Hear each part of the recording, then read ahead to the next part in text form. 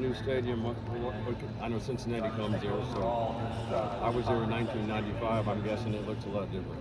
Yeah, right now it's about two-thirds. It'll be two-thirds renovated with an upper deck. The premium seating will be all in the middle.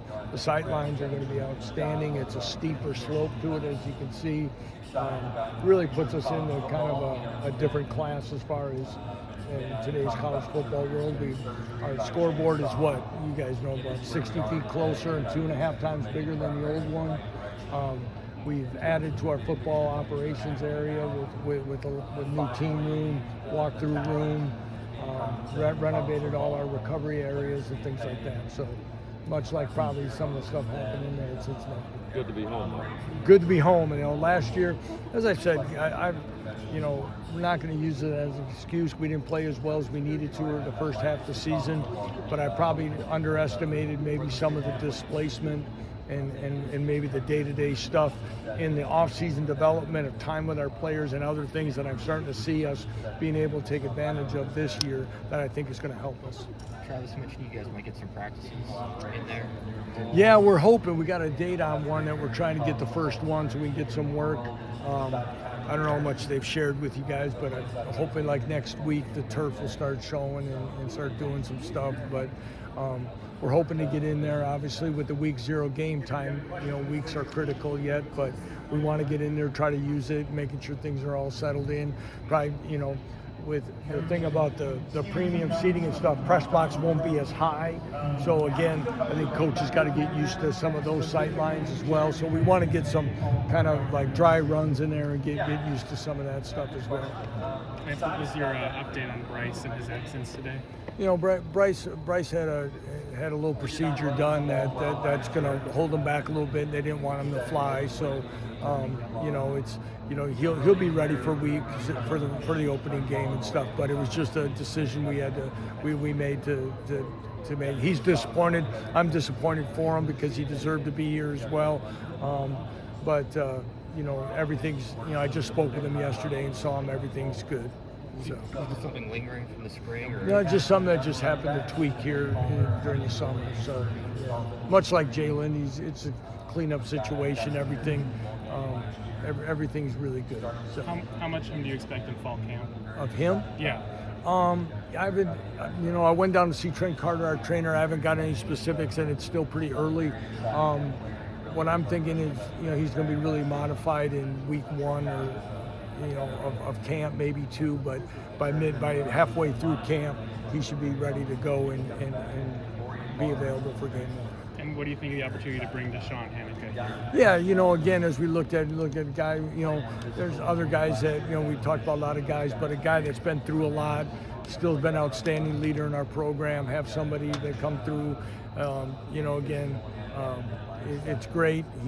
He jumped at it, and again, what he means for our football team, not just on the field but off, deservingly so to have him here today.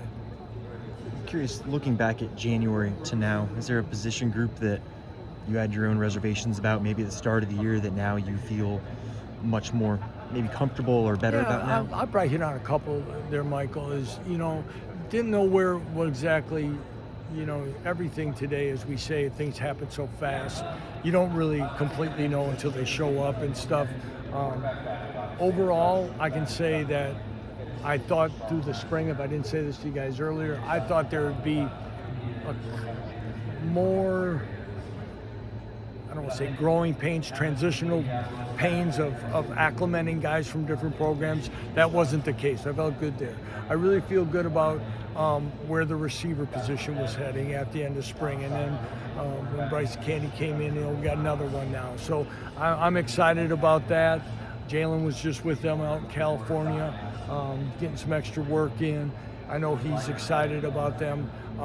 Offensive line, I feel by the time when we're, especially when we come out of the non-conference season, I'm going to feel really good about where we're at if we're healthy, about the depth of the position. We're going to be competitive there at some spots yet that are open, but I think when it's all said and done, there's going to be enough guys, not only for now, but hopefully trending towards the future at a position that's a high commodity.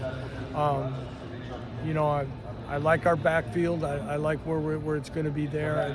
Quarterback room we hit there. Tight ends. we did have one leave and added one.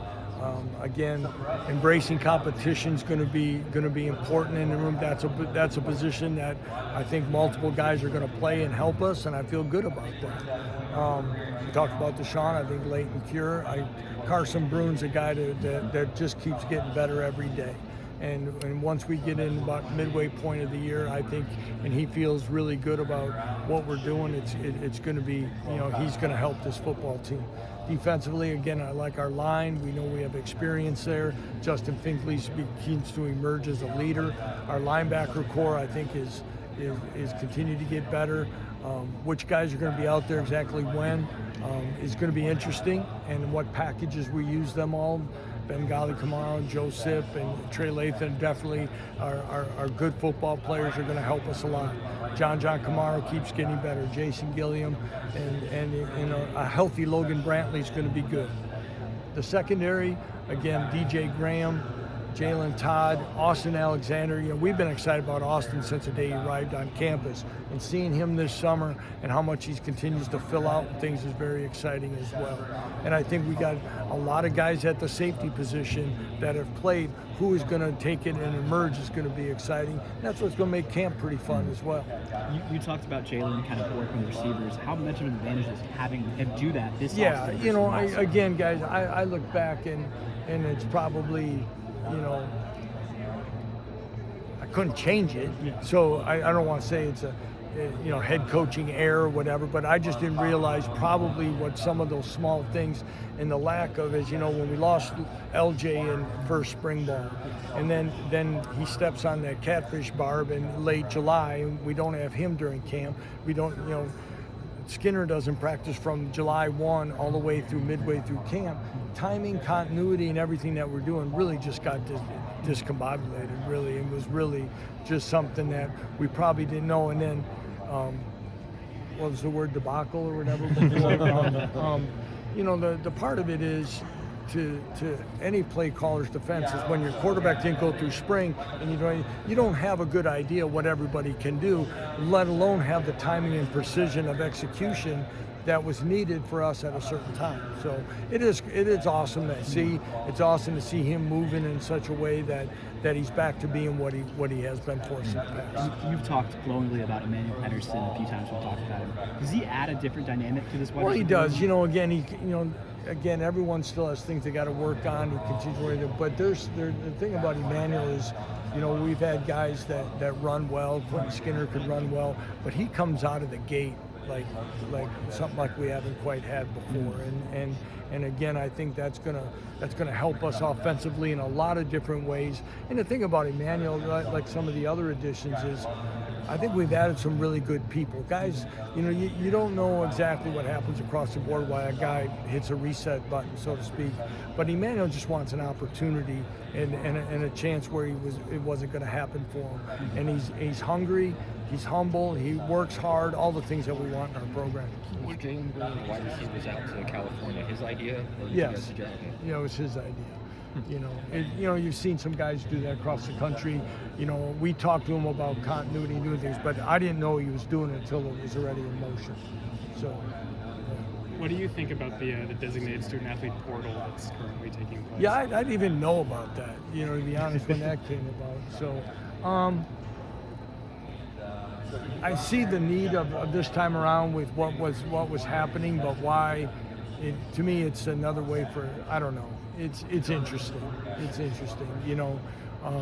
We had one young man do it, somebody that didn't go through spring with us, but he obtained his degree and I guess decided that he wanted to try to play again.